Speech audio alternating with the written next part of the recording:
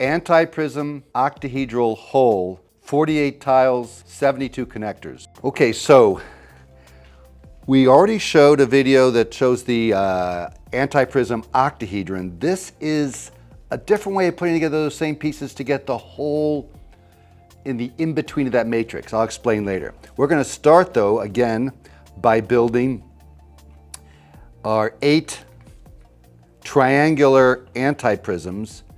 And I'll remind you that that just involves no zigzag connections, all spiral connections like that on constantly adjacent edges. And I'll build them right now.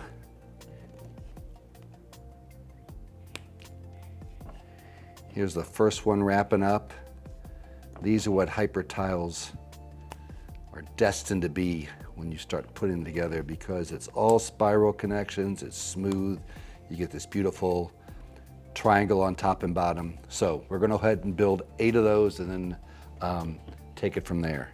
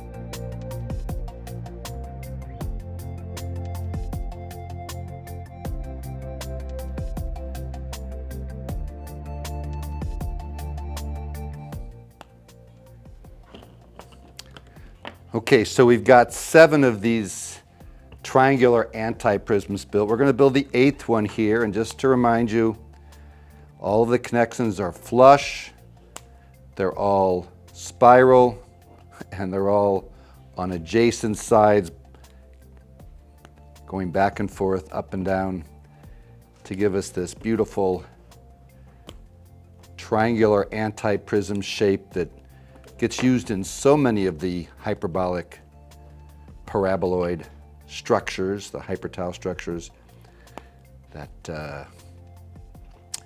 it just seems so natural.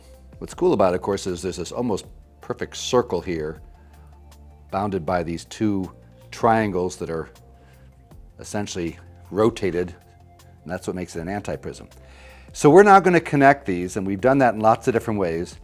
This way is going to be most comparable to a stack, but here's the cool thing. It's going to give us kind of the negative space between octahedrons, if you were to stack them, and we're not going to make all the connections, so this is going to do some fun little flexy things on its own. So it's kind of like a flexi loop made out of these 8 triangular antiprisms.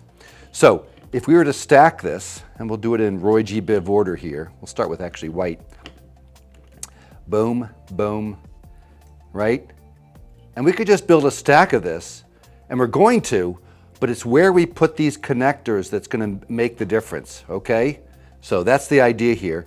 We're going to start by putting connectors just here, 2 of them.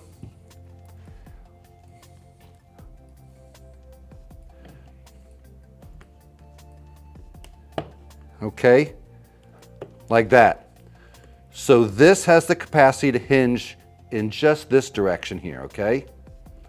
Ready for this now? Now we got the orange. The orange is going to be hinged, what would that be? 60 degrees over, okay, in one direction, I guess clockwise. So we're going to put these hinges here. If we were making a stack, we'd be putting connectors on all 6 of these and wouldn't be worrying about trying to hinge it. It would just be a stack. That would make it as secure as possible. Okay, so we got that. Now, you ready for this? This next one is going to go here. So one more over. I could put them on the surface here first. Whoop. Try to put it in the middle. And make sure they rotate by being in the holes. If they're lined up with the little spindles there, then it blocks the rotation. So it's always good to make sure that those connectors are lined up with the holes there so they can do this. Okay, so boom, boom, boom. And now we're going to start going back the other way. What comes next is green. Yep, again, I'll put the connectors on here first.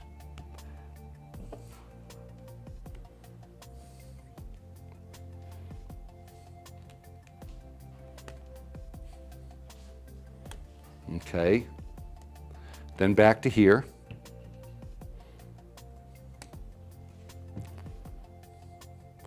So this connection joint started here, rotated, rotated, now it's rotating back.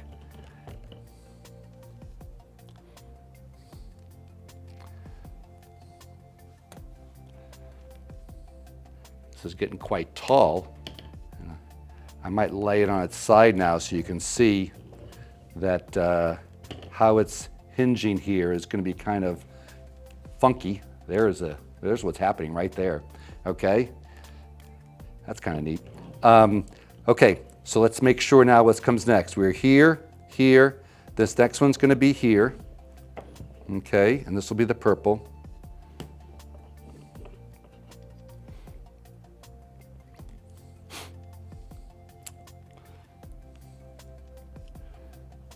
Whoop.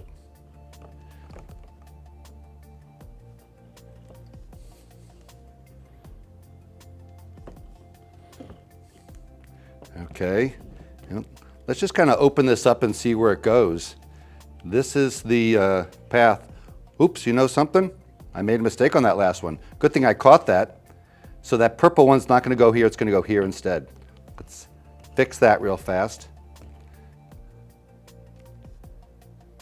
Okay, you can see what we're doing here. We are making, probably best to finish it just like this. So I want to have this one here, okay.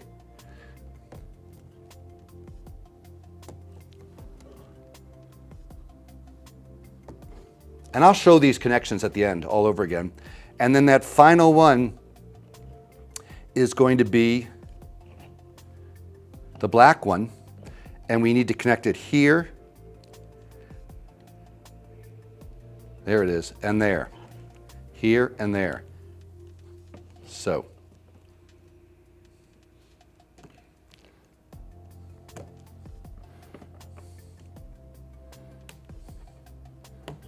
Okay, and then this connection. Listen, we could actually make every one of these seams connected, but then it wouldn't be able to do this wonderful flexy thing that you're about to see. Okay, so here's this wonderful flexiness to this that has all kinds of fun things you can do with it. Things that are very much fun in motion.